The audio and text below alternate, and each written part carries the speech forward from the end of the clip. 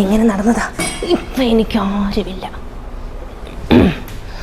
Excuse me. ഓ നമ്മളെ ഇത് ചെയ്യുമ്പോഴേ നമ്മൾ നടു ഒന്ന് ജസ്റ്റ് നന്നായിട്ടൊന്ന് ബെൻഡ് ചെയ്ത് കൊടുക്കണം കേട്ടോ, ഇല്ലെങ്കിൽ നമ്മുടെ നടുവിന് തന്നെ അത് കേടാം. ഓക്കെ.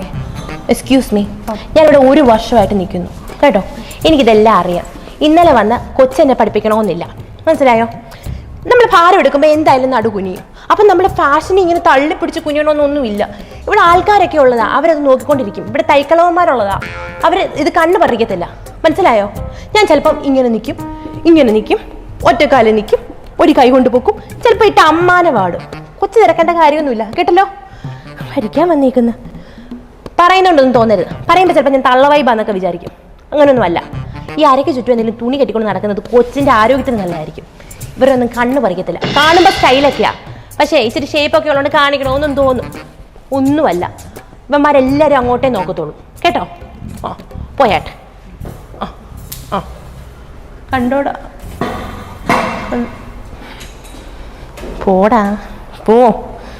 ഞാൻ തോന്നുന്ന പോലെ പൊക്കും.